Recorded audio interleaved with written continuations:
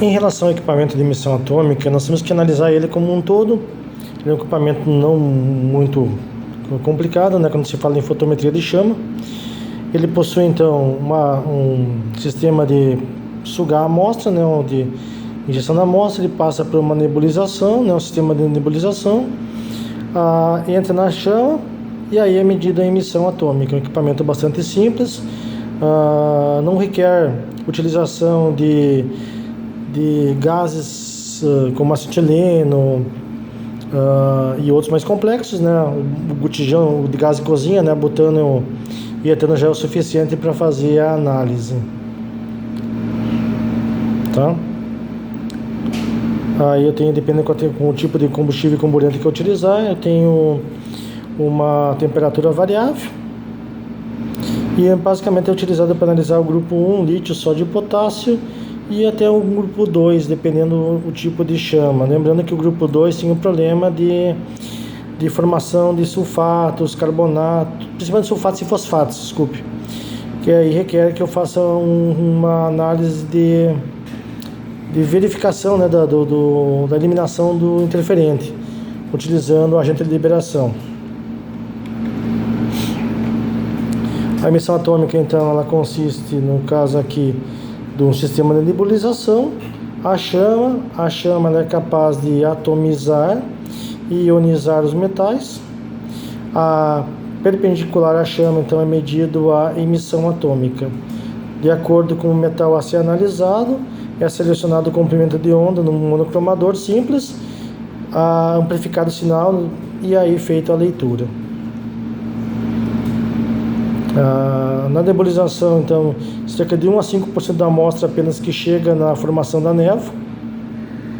Isso depende muito do tipo de solvente, então tem o efeito de matriz. Por exemplo, uma matriz como uma bebida alcoólica, cachaça, vodka, etc., que tem uma grande quantidade de álcool, ela é diferente de uma matriz aquosa. A nebulização é diferente, uma vez que é mais fácil quebrar as moléculas. E aí tem a questão da interferência também na temperatura da chama, uma vez que o álcool é um combustível. Então todo esse cuidado de efeito de matriz deve ser levado em conta. Então a amostra é evaporada, então tem o sólido é transformado em gás, o gás é dissociado, no caso os metais são atomizados, a energia da chama é capaz de excitar e quando retorna para o estado fundamental é emitido o comprimento de onda que ele absorveu. Aqui os exemplos de teste de chama, né? Uma vez que você faz os testes para metais que não formam sais insolúveis, entre eles aqui o lítio, o sódio, o potássio, o rubídio e o césio, que eles isolados em solução, quando eles são submetidos ao teste de chama, o lítio dá uma chama avermelhada, o sódio dá uma chama amarelada com um pouco alaranjada, o potássio dá uma chama próxima ao violeta, o rubídio dá violeta, e o césio violeta bem intenso. Então aqui nós temos as cores emitidas por alguns elementos quando submetidos ao teste de chama.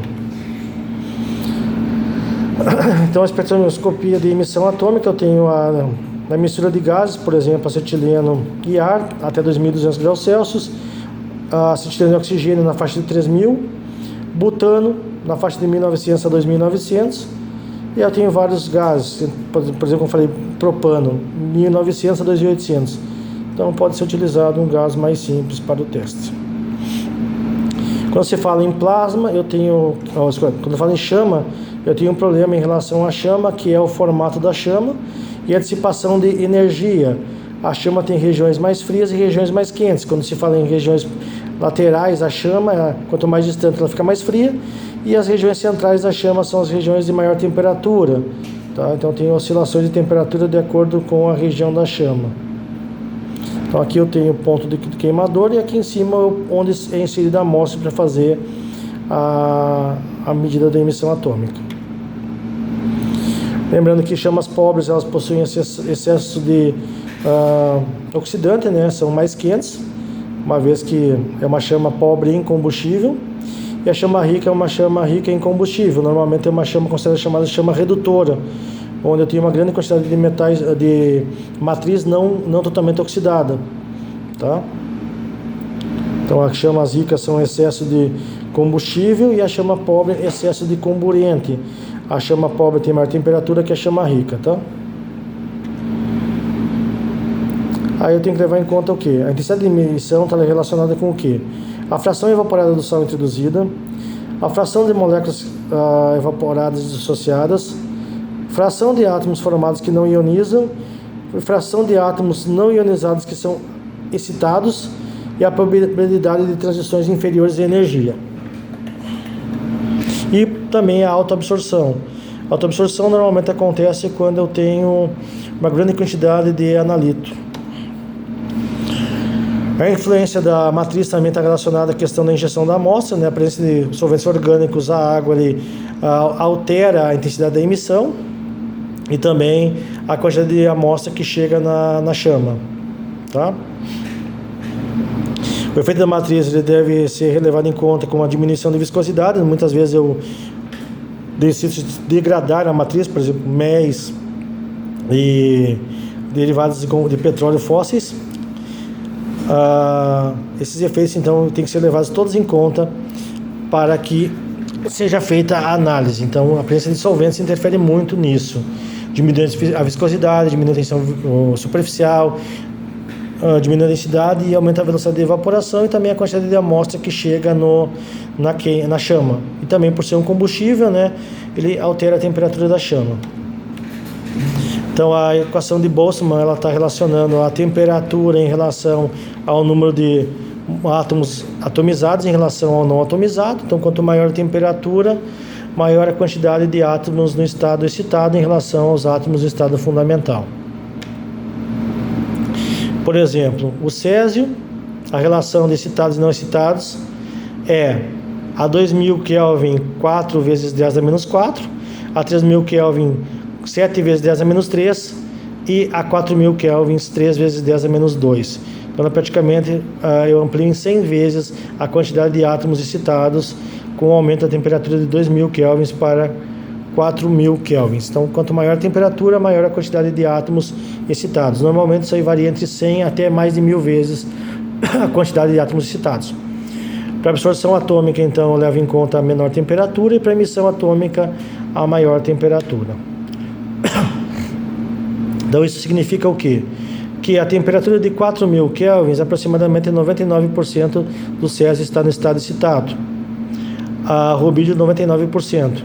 Então, aqui se eu olhar desde o Césio até o magnésio, mais de 80% dos íons estão no estado excitado, em relação ao estado fundamental. E a temperatura de 2000, eu tenho uma fração muito pequena de átomos no estado excitado. Então, o que acontece aqui? Quando eu tenho uma concentração muito baixa, eu tenho uma leitura maior do que deveria ser. Isso está associado a alguns erros experimentais. Então, significa que em baixas concentrações, o número de átomos no estado fundamental tende a aumentar com maior rapidez, em comparação com os átomos ionizados.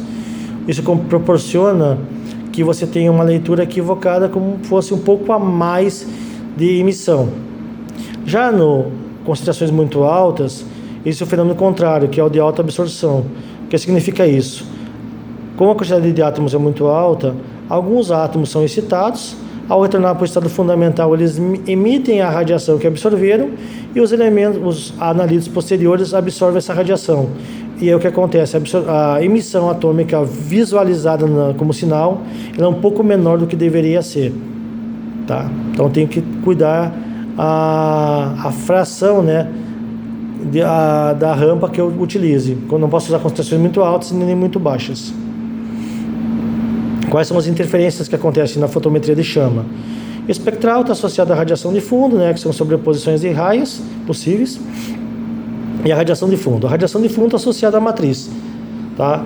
E essa radiação de fundo está associada então ao tipo de chama que eu estou utilizando, se é uma chama rica, uma chama pobre, etc.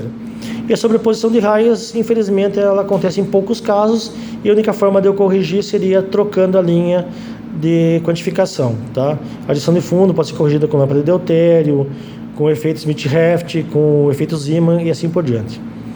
As interferências químicas com metais refratários, eles não se dissociam em chão, por exemplo, entre eles formações de óxidos, a formação de sulfato e fosfato. Tem que fazer então uma utilização de um pré-tratamento da amostra para liberar os íons, os metais.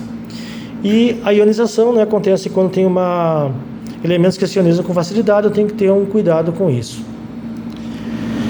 Aí a efeito de matriz deve ser levado em conta quando eu tenho diferentes matrizes para quantificação, né? Isso vai depender do tipo de amostra que eu estou fazendo, do tipo de análise. O ideal é fazer sempre uma curva de calibração e uma quantificação na própria matriz, se é viável. Então, é uma curva de calibração com adição do padrão. Aqui tem exemplos de interferências fotométricas na chama. Aqui, então, tenho as carbono-carbono, carbono-hidrogênio, OH. Então, são essas bandas que são vistas, né? E aí eu corrijo essas bandas com a lâmpada de Octério. Várias propriedades das soluções afetam também a intensidade da emissão. A pressão de vapor e a tensão superficial influenciam o tamanho da gotícula e também influenciam na análise, tá? Então a viscosidade interfere também. Então o tipo de matriz interfere. Se a matriz é muito viscosa, o ideal é que eu faça uma degradação da matriz para que eu tenha uma solução mais diluída possível e mais próxima da solução aquosa, para evitar a interferência da matriz. Sobreposições de banda, por exemplo, umas bandas secundárias de alguns elementos ou terciárias se sobrepõem. O cálcio e o bário, essa linha aqui interfere, tá? E essas linhas também se interrelacionam. Então aqui eu tenho sobreposições de linhas. Quando isso acontece, normalmente uma linha secundária ou uma linha terciária que interfere na primária do meu analito. Quando eu tenho essa possibilidade, eu posso utilizar uma linha secundária ou uma terciária do analito e assim ter uma melhor quantificação. Interferências químicas, por exemplo, como falei, em relação à formação de sulfatos e fosfatos, eu posso usar agentes liberadores, né, como eles o EDTA e o hidroxiquinolina, usar temperaturas mais altas, e também a questão da utilização de agentes de liberação que interajam mais com sulfato e fosfato do que o cálcio, por exemplo, o estrôncio, entre outros. Tá? Quando eu tenho efeito de matriz, eu tenho que tentar imitar a matriz da amostra, né, com os padrões. Como se faz isso? O método de adição do padrão. A única forma de eu ter uma confiabilidade melhor é a adição dos padrões.